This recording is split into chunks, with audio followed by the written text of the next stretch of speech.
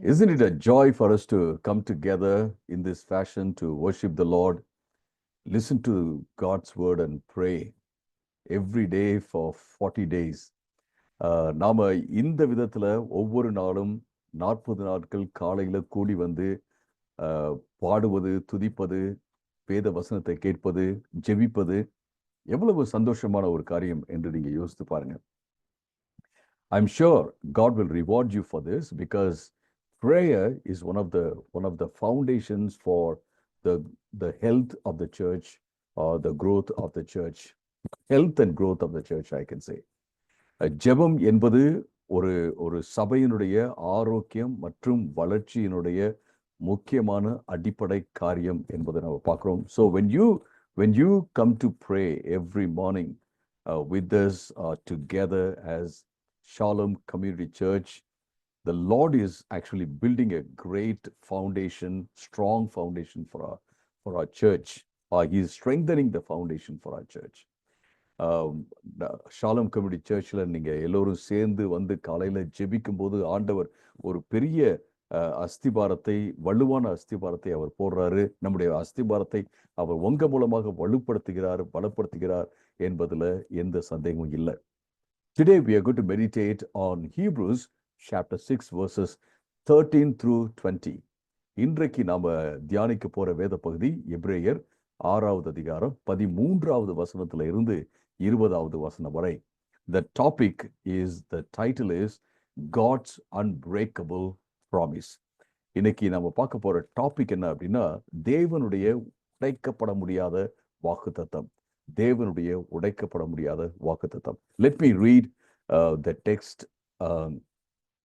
in English first and then in Tamil. Hebrews chapter 6 verses 13 through 20. When God made his promise to Abraham, since there was no one greater for him to swear by, he swore by himself, saying, I will surely bless you and give you many descendants. And so, after waiting patiently, Abraham received what was promised. Men swear by someone greater than themselves, and the oath confirms what is said and puts an end to all argument, because God wanted to make the unchanging nature of his purpose very clear to the heirs of what was promised. He confirmed it with an oath. God did this so that by two unchangeable things in which it is impossible for God to lie, we who have fled to take hold of the hope offered to us may be greatly encouraged. We have this hope as an anchor for the soul, firm and secure. It enters the inner sanctuary behind the curtain, where Jesus, who went before us, has entered on our behalf. He has become a high priest forever in the order of Melchizedek. தமிழிலே நான் வாசிக்கிறேன். எபிரேயர் 6வது அதிகாரம் 13வது வசனத்துல இருந்து 20வது வசனம் வரை. ஆபிரகாமுக்கு தேவன் வாக்குத்தத்தம் பண்ணின போது ஆணையிடுவதற்கு தம்மை விட பெரியவர் ஒருவரும் இல்லாததினாலே தமது நாமத்தினாலே ஆணையிட்டு, நிச்சயமாக நான் உன்னை ஆசீர்வதிக்கவே ஆசீர்வதித்து உன்னை பெருகவே பெருக பண்ணுவேன் என்றார். அப்படியே அவர் பொறுமையாக காத்திருந்து வாக்குத்தத்தம் பண்ணப்பட்டதை பெற்றுக்கொண்டார். மனிதர்கள் தங்களை விட பெரியவர்கள் பெயரில் ஆணையிடுவார்கள். எல்லா விவாதங்களிலும் உறுதிப்படுத்துவதற்கு ஆணையிடுதலே முடிவு. அப்படியே தேவனும் வாக்குத்தத்தம் பண்ணப்பட்டவைகளை சுதந்திரித்துக் கொள்கிறவர்களுக்கு தமது ஆலோசனையின் மாறாத நிச்சயத்தை பரிபூர்ணமாக காண்பிக்க விருப்பம் உள்ளவராக ஒரு ஆணையினாலே அதை உறுதிப்படுத்தினார். நமக்கு முன்பாக வைக்கப்பட்ட நம்பிக்கையை பற்றி கொள்வதற்கு அடைக்கலமாக ஓடி வந்த நமக்கு 2 மாறாத விசேஷங்களினால் நிறைந்த ஆறுதல் உண்டாவதற்கு கொஞ்சம் கூட பொய் சொல்லாத தேவன் அப்படி செய்தார். அந்த நம்பிக்கை நமக்கு நிலையானதும் ஆத்துமாக்களுக்கு உறுதியான நங்கூரமாகவும் திரைக்கு பின்னே பரிசுத்த இடத்திற்குள் பிரவேசிக்கிறதாகவும் இருக்கிறது. நமக்கு முன்னோடியானவராகிய இயேசு கிறிஸ்து மெல்கிசேதேக்கின் முறைமையில் நித்திய பிரதான ஆசாரியராக நமக்காக அந்த திரைக்குள் பிரவேசித்திருக்கிறார். Okay, it's a very, very encouraging text for all of us. நம்ம எல்லோருக்கும் ரொம்ப உற்சாகத்தை கொடுக்கின்ற ஒரு வேத பகுதி என்று நான் சொல்வேன். We are going to look at the unbreakable promise that God made to all of us through Abraham. ஆண்டவர் நம்ம எல்லோருக்குமே ஆபிரகாமின் மூலமாக செய்த அந்த உடைக்கப்பட முடியாத வாக்குத்தத்தத்தை இந்த இடத்துல நம்ம பார்க்கிறோம். Let me share with you the essence of what this text says. இந்த வேத பகுதி சொல்லும் சாராம்சத்தை நான் உங்களுக்கு முன்பாக வைத்துவிட்டு பின்பு அதனுடைய விவரங்களுக்குள்ளே நான் போக இருக்கிறேன். God wanted to promise Abraham a blessing. And that blessing will be a blessing to all the nations. ஆண்டவர் எல்லா மக்களுக்கும் ஆசீர்வாதமாக ஆபிரகாமை மாற்றுவதற்கான அந்த வாக்குத்தத்தத்தை ஆபிரகாமுக்கு செய்கிறார். But when God made that promise, since there was nobody greater than God, he swore by himself. ஆண்டவர் அந்த வாக்குத்தத்தத்தை பண்ணும்போது வேற யாருமே அவரை காட்டிலும் சிறப்பானவர்கள் இல்லை, அவரை காட்டிலும் உண்மையானவர்கள் இல்லை, அவரை காட்டிலும் மேன்மையானவர்கள் இல்லை அப்படிங்கிறதுனால அவரை வைத்தே ஆணையிட்டு அவர் இந்த வாக்குத்தத்தத்தை செய்தார். Because in many arguments or making promises, the oath actually brings the entire argument or promise to an end. நீங்க எந்த இடத்துலையும் பார்த்தீங்கன்னா வாக்குத்தத்தம் பண்றதுலயே அல்லது ஆர்குமெண்ட் ஒரு வாதம் போயிட்டு இருக்கும்போது அந்த வாதத்தை அல்லது வாக்குத்தத்தத்தை முடிவுக்கு கொண்டு வருவது எது அப்படின்னா ஆணையிட்டு சொல்லுவது அப்படின்னு சொல்லிட்டு நம்ம பார்க்கிறோம். When somebody says, okay, I'm going to do it for you, I swear by myself. இல்லை ஒருத்தர் சொல்றாருன்னு வச்சுக்கலாம், நான் இதை உனக்கு செய்வேன், நிச்சயமா நான் உயிரோடு இருக்கும் வரைக்கும் என்னை ஆணையிட்டு சொல்றேன், நான் எந்த அளவுக்கு உண்மையோ அந்த அளவுக்கு நான் செய்யறேன் அப்படின்னு சொல்லிட்டா the argument comes to an end. அதாவது தன்னை ஆணையிட்டு சொல்லும்போது பார்த்தீங்கன்னா ஒரு ஆர்குமெண்ட் ஒரு முடிவுக்கு வருதுன்னு சொல்லி பார்க்கணும். Sometimes we swear by somebody greater than us. சில வேளையில் பார்த்தீங்கன்னா நம்மளை காட்டிலும் பெரிய ஒரு ஆட்களை அல்லது நம்மளை காட்டிலும் முக்கியமான வேல்யூபிளான ரொம்ப விசேஷமான முக்கியமான ஒருத்தரை வச்சு என்ன செய்வோம், நம்ம ஆணையிட்டு சொல்லுவோம். For example, some people will swear by their mother, father, or children who are very, very precious to them. சிலர்லாம் பார்த்தீங்கன்னா அம்மா அப்பா அவங்கள ஆணையிட்டு சொல்லுவாங்க, அம்மா சத்தியமா சொல்றேன், அப்பா சத்தியமானு சொல்லுவாங்க, பிள்ளைங்க சத்தியமா சொல்றேன் அப்படின்னு சொல்லுவாங்க. ஏன்னா அவங்க ரொம்ப முக்கியம் அப்படிங்கிறதுக்காக அவங்க சொல்லுவாங்க. But God here says, I swear by myself, as long as I live, meaning God lives forever, I will do it because I do not tell a lie. That's what God says. ஆண்டவர் சொல்றாரு, நான் என்னை வைத்தே ஆணையிட்டு நான் சொல்றேன், நான் உயிரோடு இருக்கும் அளவு நான் என்ன செய்ய மாட்டேன், இந்த உயிரோடு இருக்கும் அளவு நான் இதை செய்வேன் அப்படின்னு ஆண்டவர் சொல்றாரு. ஏன்னா ஆண்டவர் எப்போதும் உயிரோடு இருக்கிறவராக அவர் இருக்கிறார். அவர் பொய் சொல்வதற்கு ஒரு மனுஷன் இல்லை என்று சொல்லி பார்க்கிறோம். ஸோ அவரை காட்டிலும் உண்மை உள்ளவர்கள் மேன்மை உள்ளவர்கள் இல்லாததுனால அவர் என்ன செய்யறாருன்னா நான் ஆணையிட்டு சொல்றேன் அப்படின்னு சொல்லி சொல்வதை பார்க்கிறோம். And this promise, which was given to Abraham by God, was fulfilled through Jesus Christ. இந்த வாக்குத்தத்தம் ஆண்டவர் ஆபிரகாமுக்கு கொடுத்த இந்த வாக்குத்தத்தம் இயேசுவின் மூலமாக நிறைவேறிவிட்டது அப்படின்றத நான் பார்க்கிறோம். So Jesus came to the earth as a human being, though he was God, and he worked or functioned as a high priest for all of us in the order of Melchizedek. இயேசு கிறிஸ்து தேவனாக இருந்தும் அவர் என்ன செஞ்சார்னா மனுஷனாக இந்த உலகத்துக்கு பிரதான ஆசாரியனாக அவர் நமக்காக வேலை செய்தார். தன்னையே பலியாக கொடுத்தார் அப்படிங்கிறத பார்க்குறோம். அவர் மெல்கிசேதேக்கினுடைய அந்த பேட்டர்ன்ல, அந்த வகையில அவர் என்ன செஞ்சார்னா, அவர் நமக்காக பிரதான ஆசாரியராக இருந்தார் அப்படிங்கிறத பார்க்குறோம். we will talk more about Melchizedek when we come to chapter 7. நம்ம மெல்கிசேதேக்கை குறித்து இன்னும் அதிகமாக நம்ம பார்ப்போம் 7வது அதிகாரத்துக்கு நாம வரும்போது. Now I want to focus on the unbreakable promise of God. இந்த நேரத்துல தேவனுடைய உடைக்கப்பட முடியாத அந்த வாக்குத்தத்தத்தை நான் உங்களுக்கு முன்பாக நான் வைக்க இருக்கிறேன். Let's look at verses 13 through 15 this morning. Verses 13 through 15 this morning. It says, God made his promise to Abraham, and there was no one greater, and God swore it by himself. And this is what God said, I will surely bless you and give you many descendants. I will give you many nations. I will make you a blessing to the nations, God, said. And Abraham waited patiently because he received this promise from God.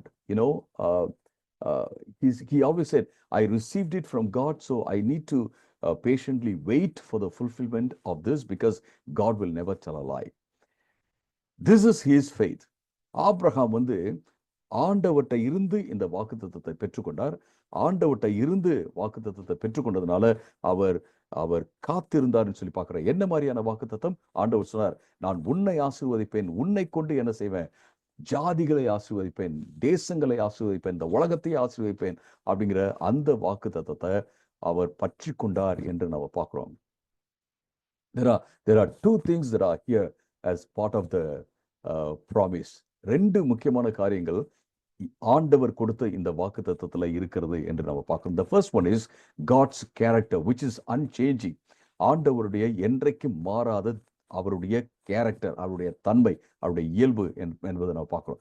The second thing that we find here in God's promise is his ultimate authority. ஆண்டவருடைய அவருடைய இறுதியான அதிகாரம் இருக்கிறது இல்லைங்களா, அதை நம்ம பார்க்கிறோம். ஏன்னா ஆண்டவர் சொன்னா அது நடக்கும் என்பதை நம்ம பார்க்கிறோம். So Abraham trusted God because God's character was unchanging and God had the ultimate authority. நாம ஏன் ஆபிரகாம் ஆண்டவரை நம்பினார் என்றால், ஆண்டவருடைய இயல்பு, ஆண்டவருடைய தன்மை என்பது மாறாத ஒன்றாக இருக்கிறது. அது மட்டுமல்ல, ஆண்டவருடைய அதிகாரம் என்பது இறுதியான அதிகாரம், அதை யாருமே மாற்ற முடியாது என்பதை நாம் பார்க்கிறோம். So he was patiently waiting. What was he doing when he was waiting? அவர் பொறுமையாக காத்திருந்தார். அவர் பொறுமையாக காத்திருந்த போது அவர் என்ன செய்தார்? He was trusting God. He was being faithful to God. ஆண்டவருக்காக பொறுமையாக காத்திருந்த போது அவர் என்ன செஞ்சார்னா, ஆண்டவரை நம்பிக்கொண்டிருந்தார், ஆண்டவருக்கு உண்மை உள்ளவராக இருந்தார் என்பதை நம்ம பார்க்கிறோம். அருமையானவர்களே, there is a waiting period sometimes in our lives. சில வேளைகள் நம்முடைய வாழ்க்கையில காத்திருக்கின்ற நேரம் இருக்கிறது. How a mother is waiting for the child to be delivered. எப்படி ஒரு அம்மா தன்னுடைய பிள்ளை பிரசவிக்கப்பட வேண்டும் என்பதற்காக காத்திருக்கிறாங்களோ, அது போல நம்ம காத்திருக்க வேண்டியதாக இருக்கிறது என்று சொல்லி பார்க்கிறோம். So during the time of waiting, we think of the fulfillment of the promise, just as a mother is thinking about the child, visualizing the child in a mind. எப்படி இந்த காத்திருக்கின்ற நேரத்தில் நம்ம என்ன செய்யறோம் அப்படின்னா, எப்படி இருக்கும் இந்த வாக்குத்தத்தம், ஆண்டவர் கொடுத்த வாக்குத்தத்தம் நிறைவேறி விட்டதென்றால் அல்ல, நிறைவேறும் போது எப்படி இருக்கும் என்பதை நாம யோசித்து பார்த்து, விசுவாசத்துல பார்த்து ஆண்டவருக்கு நன்றி சொல்றோம். நாம் என்ன செய்யறோம்? பொறுமையோட காத்திருக்கிறோம். எப்படி அப்படின்னா, எப்படி ஒரு அம்மா தன்னுடைய பிள்ளைய பெற்றெடுக்கும் போது எப்படி அந்த குழந்தை இருக்கும் அப்படின்ட்டு அவங்க யோசித்து பார்த்து சந்தோஷமா காத்திருக்காங்களோ, அது போல அருமையானவர்களே, just like a farmer who has sown seeds and is waiting for a bountiful harvest of the crop. எப்படி ஒரு விவசாயி விதையெல்லாம் போட்டுட்டு ஒரு நல்ல அறுவடை கிடைக்குன்னு சொல்லிட்டு அவர் காத்திருக்கிறாரோ, சந்தோஷமா காத்திருக்கிறாரோ, அது போல we are waiting. But during this waiting period we keep trusting God. இந்த காத்திருக்கும் நேரத்துல ஆண்டவரை நாம நம்பிக்கொண்டிருக்கிறோம். அருமையானவர்களே, ஆண்டவர் மேல நம்பிக்கை வைத்து விசுவாசத்தை வைத்து காத்திருக்கிறோம். If you are trusting God, if you have placed your faith in God during this faith, waiting period, I urge you this morning not to give up your faith in God. இந்த காத்திருக்கும் காலங்கள்ல நேரங்கள்ல ஆண்டவர் மேல நீங்க விசுவாசத்தை வைத்து நீங்க காத்திருக்கும் போது நீங்க இந்த விசுவாசத்தை விட்டுறாதீங்க, பிடிச்சுக்கோங்க. பெரிய காரியத்தை ஆண்டவர்கிட்ட எதிர்பாருங்க. God will cause that great thing to happen in your life. ஆண்டவர் அந்த பெரிய காரியத்தை நிச்சயமாக உங்க வாழ்க்கையில அவர் செய்வார். Trust is the main thing. Faith is the main thing. ஆண்டவரை நம்பி இருப்பதும் ஆண்டவரை விசுவாசித்துக் கொண்டிருப்பதும் தான் மிக மிக முக்கியமான ஒரு காரியம். Why do we have to trust God? Because he swore by himself. ஏன் ஆண்டவரை நாம நம்பி இருக்கணும் அப்படின்னா, ஆண்டவர் தன்னை கொண்டு ஆணையிட்டு சொல்லி இருக்கிறார் என்பதை நம்ம பார்க்கிறோம். Because there is no one greater than God. There is no one more faithful than God. ஆண்டவரை காட்டிலும் ஒரு மேன்மையானவங்க யாரும் கிடையாது. ஆண்டவரை காட்டிலும் ஒரு உண்மையானவங்க வேற யாருமே கிடையாது என்பதை நம்ம பார்க்கிறோம். My friends, many people make vows in the prayers and commitments before God. நிறைய பேர் பார்த்தீங்கன்னா ஆணையிட்டு சொல்லுவாங்க, ஆண்டவர்கிட்ட பொருத்தனை பண்ணி ஜெபம் பண்ணுவாங்க. And there are some people who teach also that we need to make a vow in our prayers so that our prayers will be answered.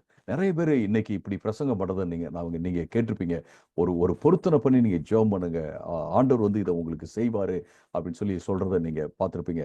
There is no one more faithful than God. Even you are not faithful to yourself. I am not faithful to myself. ஆண்டவரை காட்டிலும் விசுவாசம் உள்ளவங்க, ஆண்டவரை காட்டிலும் உண்மை உள்ளவங்க வேற யாருமே கிடையவே கிடையாது. நீங்க கூட சில வேளையில பாத்தீங்கன்னா உங்களுக்கு உண்மையா இருக்கிறது இல்ல, நானும் எனக்கு உண்மையா இருக்கிறது இல்ல.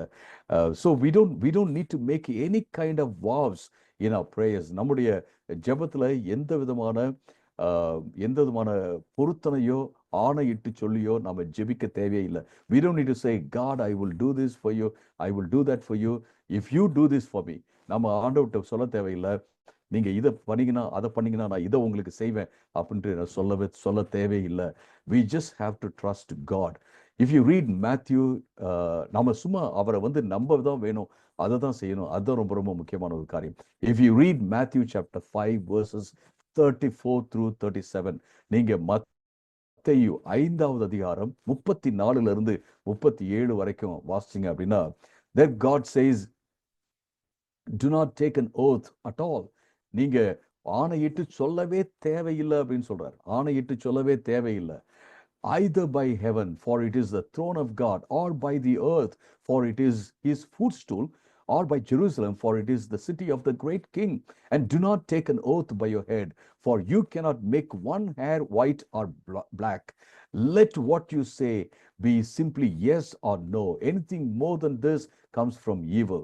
ஆண்டவர் சொல்றாரு, நீங்க வானத்தை வைத்து ஆணையிட்டு சொல்லாதீங்க. ஏன்னா வானம் ஆண்டவருடைய சிங்காசனம். பூமியை வச்சு நீங்க என்ன செய்யாதீங்க, நீங்க ஆணையிட்டு சொல்லாதீங்க. ஏன்னா பூமி அவருடைய பாதப்படி. எருசலேம் நகரத்தை வச்சு நீங்க ஆணையிட்டு சொல்லாதீங்க. ஏன்னா எருசலேம் அவர் ஒரு பெரிய ராஜா, அந்த பெரிய ராஜாவுடைய நகரமாக இருக்கிறது. நீங்க உங்களுடைய தலையை வச்சும் ஏன் மேல சத்தியமா அப்படின்னு கூட நீங்க சொல்லாதீங்க. ஏன்னா உங்க தலையில இருக்கிற ஒரு முடிய கூட நீங்க வெள்ளையாகவோ கருப்பாகவோ மாற்ற முடியாது அப்படின்னு சொல்றாரு. உங்களுடைய ஆம் என்பது ஆம் என்று இருக்கட்டும், இல்லை என்பது இல்லை என்று இருக்கட்டும். இதை தாண்டி எதுவும் தீய காரியமாக இருக்கும், பொல்லாங்கான காரியமாக இருக்கும் என்று சொல்லி ஆண்டவர் சொல்வதை பார்க்கிறோம். Today God is telling you, you don't need to make any kind of vow in your prayer. நீங்க ஆணையிட்டு சொல்ல தேவையில்லை. That happened in the Old Testament. That's part of the Old Testament law. அது பழைய ஏற்பாட்டுடைய பிரமாணத்தினுடைய ஒரு பகுதியாக இருந்தது. மக்கள் in fact God was not making it mandatory for the people. ஆண்டவர் இந்த ஆணையிட்டு சொல்வது, பொருத்தனை பண்றது, இதெல்லாம் ஒரு கட்டளையாக ஆண்டவர் கொடுக்கவே இல்லை. But if you make an oath, fulfill it. That's what God said. நீங்க ஒரு ஆணையிட்டு சொல்வீர்கள் என்றால், பொருத்தனை செய்தீர்கள் என்றால் அதை நிறைவேற்றுங்க, உண்மையா இருங்க என்பதை ஆண்டவர் சொன்னார். But if you make a promise or an oath today, or you made a vow some years before or a year before, and you are not able to fulfill, you can just go to God and say, God, forgive me. I'm not able to fulfill this, and I just want to trust you. நீங்க ஒரு வேளை ஒரு வருஷத்துக்கு முன்னாடியோ அல்லது எப்பயோ நீங்க கடந்த காலத்துல ஒரு பொருத்தனை ஆண்டவர்கிட்ட பண்ணி நீங்க ஜெபம் பண்ணி இது வரைக்கும் அது நிறைவேறல, அதனாலதான் என் வாழ்க்கையில வந்து சாபம் இருக்கு அப்படின்னு யோசித்தீங்க அப்படின்னா, ஆண்டவர்கிட்ட சொல்லுங்க. ஆண்டவரே, நான் ஆணையிட்டு சொன்னேன், நான் பொருத்தனை பண்ண, நான் என்ன மன்னிச்சுக்கங்க, என்னால செய்ய முடியல அப்படின்னு நீங்க உண்மையிலேயே நீங்க சொன்னீங்கன்னா, ஆண்டவர் மன்னிச்சு அஹ், ஆண்டவர் வந்து அதை ஏற்றுக்கொள்வார். ஒன்றும் பிரச்சனையே கிடையாது. God is not asking you to give him a bribe. ஆண்டவர் வந்து அவருக்கு லஞ்சம் கொடுக்கணும் அப்படின்லாம் அவர் கேட்கவே இல்லை. God's not even manipulating you, telling you to give him something so that he will fulfill his promise, or give him some gold, or give him this, or give him that, or asking you to swear by something. இந்த ஆண்டவர் வந்து உங்ககிட்ட இதை கொடுத்தாதான், அதை கொடுத்தாதான், இப்படி செஞ்சாதான், அப்படி செஞ்சாதான் நான் உங்களுக்கு செய்வேன் அப்படின்லாம் அவர் சொல்லலை. அல்லது நீங்க ஆணையிட்டு சொல்லுங்க, பொருத்தனை பண்ணுங்க அப்படின்லாம் ஆண்டவர் சொல்லவே இல்லை. அருமையானவர்களே, you just all that you have to do this morning, or any time in your life, is to simply trust him. நீங்க செய்ய வேண்டிய ஒரே ஒரு காரியம், இந்த காலை வேளையிலும் சரி அல்லது எப்போதுமே உங்களுடைய வாழ்க்கையில செய்ய வேண்டியது என்ன அப்படின்னா, அவரை நம்புவது, அவரை விசுவாசிப்பது என்று நாம பார்க்கிறோம். இது ரொம்ப ரொம்ப முக்கியமான ஒரு காரியம் இந்த காலை வேளையிலே, அருமையானவர்களே. But God has made a promise. God has sworn by himself. ஆண்டவர் பாத்தீங்கன்னா, அவர் தன்னை கொண்டு அவர் ஆணையிட்டு சொல்லி இருக்கிறார். I will do it, I will do it, Abraham, I will do it. ஆண்டவர் வந்து ஆபிரகாமை பார்த்து சொல்லியிருக்கிறார், ஆபிரகாமை நான் சொன்னதை செய்வேன் என்று அவர் சொன்னார். And today we are all blessed through Jesus Christ, the seed of Abraham. இன்னைக்கு பாத்தீங்க அப்படின்னா, நீங்களும் நானும் நாம் அனைவருமே இயேசு கிறிஸ்து என்ற அந்த ஆபிரகாமினுடைய வித்து, அந்த ஆபிரகாமினுடைய பிள்ளை, அந்த ஆபிரகாமினுடைய சந்ததி மூலமாக நாம் எல்லோருமே ஆசீர்வதிக்கப்பட்டிருக்கிறோம். and we are made a blessing to the nations. நாம எல்லோருக்குமே, இந்த உலகத்துக்கு ஆசீர்வாதமாக ஆக்கப்பட்டிருக்கிறோம் என்று நாம பார்க்கிறோம். and God has fulfilled this through Jesus Christ. இயேசு கிறிஸ்துவின் மூலமாக ஆண்டவர் இதை உருவாக்கி இருக்கிறார், செய்து முடித்திருக்கிறார் என்பதை நாம பார்க்கிறோம். This is very very important for all of us. Today, இது நமக்கு எல்லோருக்கும் முக்கியமான ஒரு காரியம். Today, tell yourself, I am blessed through Jesus Christ. நீங்க சொல்லுங்க, உங்களை பார்த்து நீங்க சொல்லுங்க, இயேசு கிறிஸ்துவின் மூலமாக நான் ஆசீர்வதிக்கப்பட்டிருக்கிறேன். I'm blessed through Jesus Christ. I'm called to be a blessing to others. நான் இயேசுவின் மூலமாக நான் ஆசீர்வதிக்கப்பட்டிருக்கிறேன். நான் மற்றவங்களுக்கு ஆசீர்வாதமாக இருப்பதற்காக நான் அழைக்கப்பட்டிருக்கிறேன் அப்படின்னு நீங்க சொல்லுங்க. ரொம்ப முக்கியமான ஒரு காரியம். அடுத்தது, the next thing that we are looking at is that we have to focus on the unchangeable nature of God's purpose. ஆண்டவருடைய என்றைக்கும் மாறாத நோக்கத்தின் மேல நாம நம்முடைய கண்களை வைப்பது மிக முக்கியமான ஒரு காரியம். Here in verses 16, 17 and 18, this is what we find. Men swear by someone greater, but God swore by himself. மனுஷன் வந்து தன்னை காட்டிலும் பெரிய ஒருத்தரை வைத்து அவன் என்ன செய்யறான், ஆணையிட்டு சொல்றான். ஆனா ஆண்டவர் வந்து தன்னை வைத்து ஆணையிட்டு சொன்னார் என்று நாம பார்க்கிறோம். Why? Because verse number 17 says, ஏன் அப்படின்னா 17வது வசனம் சொல்கிறது, God wanted to make the unchanging nature of his purpose very clear. ஆண்டவர் தன்னுடைய மாறாத அந்த தன்மையை, மாறாத இயல்பை, மாறாத குணத்தை ஆண்டவர் மக்களுக்கு காண்பிக்க அவர் நினைத்தார் என்று நாம பார்க்கிறோம். நான் மாறும் தேவன் அல்ல என்பதை ஆண்டவர் சொல்ல அவர் வாஞ்சித்தார், தீர்மானித்தார் என்று நாம பார்க்கிறோம். We sing this song, right? He is the unchanging Jesus, Jesus, Jesus. இயேசு என்றைக்கு மாறாத இயேசுவாக இருக்கிறார். He is unchanging. He is the same yesterday, today and tomorrow. இயேசு கிறிஸ்து நேற்றும் இன்றும் என்றும் மாறாதவராக அவர் இருக்கிறார் என்பதை நாம பாடலாக கூட சில வேளைகள் நாம பாடுகிறோம். Can you say that today? Jesus is unchanging. Jesus is the same yesterday, today and tomorrow. இயேசு நேற்றும் இன்றும் என்றும் மாறாதவராக இருக்கிறார். If God had told you something, promised something to you, I want you to know, my friends, that he will fulfill it. By all means he will fulfill it. ஆண்டவர் ஒரு காரியத்தை உங்களுக்கு சொல்லியிருப்பாரே என்றால் ஆண்டவர் நிச்சயமாக அதை உங்களுக்கு செய்வார் செய்வார் செய்வார்.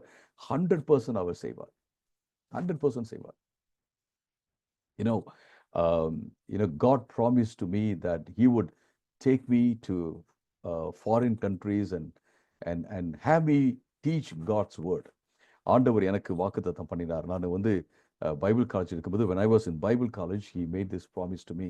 நான் பைபிள் காலேஜ் இருக்கும்போது ஆண்டவர் என்கிட்ட சொன்னார், நான் உன்னை வெளிநாடுகளுக்கு கொண்டு போய் அங்கே வேத புஸ்தகத்தை டீச் பண்ண வைப்பேன் அப்படின்னு சொன்னார். When I first went to Bible college, I didn't know a word of English. நான் பைபிள் காலேஜ் போகும்போது எனக்கு இங்கிலீஷில் ஒரு சென்டென்ஸ் கூட ஒழுங்காக பேசவே தெரியவே தெரியாது. So when the lecturers asked me, why have you come to an English medium Bible college? அங்கே லெக்சர்ஸ்லாம் என்கிட்ட கேட்டாங்க, நீங்கள் ஏன் இங்கிலீஷ் மீடியம் பைபிள் காலேஜ் வந்திருக்கீங்க அப்படின்னு கேட்டபோது I told them in my broken English that I would learn the Bible and preach God's word in different parts of the world. நான் அங்கே சொன்னேன், நான் தேவனுடைய வார்த்தையை கற்றுக்கொண்டு இங்கிலீஷில் கற்றுக்கொண்டு வேத வசனத்தை நான் உலகத்தில் பல இடங்கள் நான் பிரசங்கம் பண்ணுவேன் அப்படின்னு சொன்னேன். they appreciated me for my enthusiasm. என்னுடைய அந்த உற்சாகத்துக்காக அவர்கள் என்னை பாராட்டினார்கள். But they gave me 6 months to learn the English language. அங்கே அவங்க பாராட்டினாங்க, ஓகே பரவாயில்ல, ரொம்ப வைராக்கியமாக இருக்கேன்னு சொன்னாங்க. ஆனால் ஒரு 6 மாதம் மட்டும்தான் எனக்கு கொடுத்தாங்க கற்றுக்கொள்வதற்கு. நான் கற்றுக்கொண்டேன். That's another story. But god gave me this promise. நான் கற்றுக்கொண்டேன். அது வந்து வேறு ஒரு காரியம். நான் வந்து ஆண்டவர்கிட்ட இந்த வாக்குத்தத்தத்தை பெற்றுக்கொண்டேன். But when did I first go to any foreign country? Of course I went to Nepal, but Nepal didn't look like a foreign country for me. நான் போனது வந்து நேபாளுக்கு தான் நான் போனேன் பிரசங்கம் பண்ணுறதுக்கு. பட் நேபாள் வந்து ஒரு ஃபாரின் கண்ட்ரி மாதிரி தெரியல, நம்ம ஊர் மாதிரியே தான் இருந்துச்சு. பட் நான் ஒரு ஃபாரின் கண்ட்ரி அப்படின்னு போனது பார்த்தீங்க அப்படின்னா இட் வாஸ் இன் 2005. 2005 நான் போனேன். I went to Malaysia to teach. For the first time in my life, I crossed the shores, I can say. நான் வந்து கடல் கரையை கடந்து நான் போகிறேன். வெளிநாட்டுக்கு போயிட்டு நான் டீச் பண்ணுறதுக்காக நான் போகிறேன். But that game about in a miraculous way, in a supernatural வே. அது எப்படி நடந்துச்சு அப்படின்னா அது வந்து ஒரு அற்புதமான விதத்தில் அது நடந்துச்சு அப்படின்னு நான் சொல்லுவேன். So I don't have the time to share the whole thing. நான் வந்து எப்படி நடந்துச்சு அப்படிங்கிறத முழுவதுமாக சொல்வதற்கு எனக்கு நேரம் இல்லை. But I didn't have any background. I didn't have a pastor father. I didn't have friends who helped me. I didn't have anyone who recommended me to somebody. But it happened in a supernatural way, in a miraculous way, that somebody asked me to come. நீங்க பார்த்தீங்க அப்படின்னா ஒரு அற்புதமான விதத்துல அது நடந்துச்சு. எனக்கு வந்து எங்களுடைய அப்பா வந்து பாஸ்டர் கிடையாது, எனக்கு ஒரு நல்ல ஒரு பேக்ரவுண்டும் கிடையாது, அப்புறம் என்னை சப்போர்ட் பண்ணுறதுக்கு யாரும் இல்லை, என்னை ரெக்கமெண்ட் பண்ணுறதுக்கு யாரும் இல்லை, ஃபாரின் கண்ட்ரி போங்க தம்பி அப்படின்னு சொல்கிறது கூட யாரும் கிடையாது. But god took me in a supernatural way. இயற்கைக்கு அப்பாற்பட்ட விதத்தில் என்னை இங்கேருந்து அழைப்பதற்காக ஆண்டவர் வந்து எல்லாத்தையும் அரேஞ்ச் பண்ணாரு அப்படின்ட்டு நான் சொல்ல முடியும். But that promise took a long time to see its fulfillment. அந்த ப்ராமிஸ், அந்த வாக்குத்தத்தம் அதனுடைய நிறைவேற்றத்தை பார்ப்பதற்கு நிறைய வருஷம் ஆனிச்சு. But I always had this in my dream. I always had this in my thoughts that I would one day go out to nations and share the gospel and teach the Bible. That was my teach the Bible. That was the word. ஆண்டவருடைய வார்த்தையை ஒரு நாள் நிச்சயமாக வெளிநாடுகளுக்கு சென்று நான் teach பண்ணுவேன் அப்படிங்கிறது என் மைண்டில் இருந்தது என்பதை நான் பார்க்குறேன் அப்படின்னு நான் சொல்ல முடியும். I didn't give up. But it's not just about going to foreign countries. It's not just about, becoming financially free. It's not just about, becoming rich or getting a job and all that. In the promise அப்படிங்கிறது வெளிநாட்டுக்கு போகிறது கிடையாது, அல்லது பணம் சம்பாதிக்கிறது கிடையாது, அல்லது நல்ல வேலையில் போய் ஜாயின் பண்ணுறது, அதெல்லாம் அதை பற்றிலாம் கிடையாது. Will that happen? Yeah, it will happen. அதெல்லாம் நடக்குமா? நிச்சயமா அதெல்லாம் நடக்கும். But it's about being a blessing to the Nations through Jesus Christ. இது எப்படின்னு கேட்டீங்கன்னா இயேசுவின் மூலமாக மக்களுக்கு, இந்த தேசங்களுக்கு ஆசீர்வாதமாக இருக்கிறது என்பதை நம்ம பார்க்கிறோம் அருமையானவர்களே. You are a blessing to the Nations. நீங்க ஜாதிகளுக்கு, தேசங்களுக்கு ஆசீர்வாதமாக மாற்றப்பட்டிருக்கிறீர்கள் என்பதை நாம் பார்க்கிறோம். when we when we have this hope in Jesus as an anchor, நாம இந்த இயேசுவின் மேல வைத்திருக்கிற அந்த நம்பிக்கையை நங்குரமாக வைத்திருக்கும் போது, your ship will never be shaken. உங்களுடைய படகு என்றைக்குமே அசைக்கப்படவே படாது. ஏன்னா your hope is your anchor and that is anchored in Christ. உங்களுடைய நம்பிக்கை இயேசு மேல வச்சிருக்கிற நம்பிக்கை தான் உங்களுடைய நங்கூரமாக இருக்கிறது. அந்த நங்கூரம் எது மேல பாய்க்கப்பட்டிருக்கிறது அப்படின்னா இயேசுவின் மேல பாய்க்கப்பட்டிருக்கிறது. Hallelujah, praise the Lord. You are anchored in Christ. You are founded on Christ. நீங்க கிறிஸ்துவின் மேல அஸ்திபாரம் போடப்பட்டிருக்கீங்க. கிறிஸ்துவில நீங்க உங்க நங்குரத்தை பாய்த்து இருக்கிறீங்க. உங்களை எதுவும் அசைக்க முடியாது. Tell yourself, I will not be shaken because I stand upon the unshakable promise from God. நான் என்றைக்கும் அசைக்கப்படுவதில்லை. ஏன்னா அசைக்கப்பட முடியாத ஆண்டவருடைய அந்த வாக்குத்தத்தத்தை நம்பியிருக்கிறேன். I am not going to be broken because I stand on the unbreakable promise of God. நான் ஒரு நாளும் உடைக்கப்படுவதில்லை. ஏன் அப்படின்னா ஆண்டவருடைய உடைக்கப்பட முடியாத ப்ராமிஸ் மேல நான் வாக்குத்தத்தத்தின் மேல நிற்கிறேன். I want to pray a brief small prayer for you. It's just a sentence or two. நான் ஒரு சின்ன ப்ரேயர் மட்டும் உங்களுக்காக நான் ப்ரே பண்ண போறேன். Father, help us, Lord. Continue to trust you. In spite of challenges, that we will always be unshakable, unbreakable, because we depend upon your unshakable, unbreakable promise. In Jesus' name. ஆண்டவரே, உங்களை நாங்கள் என்றைக்கு நம்பி இருக்க உதவி செய்யுங்க. எந்த காரணத்திலும் அக்காரணத்தை கொண்டு நாங்கள் அசைக்கப்படவே கூடாது ஆண்டவரே. ஏன்னா உங்களுடைய அசைக்கப்பட முடியாத, உடைக்கப்பட முடியாத வாக்குத்தத்தத்தை சார்ந்திருக்கிறோம். இயேசுவின் நாமத்திலே ஆமென்.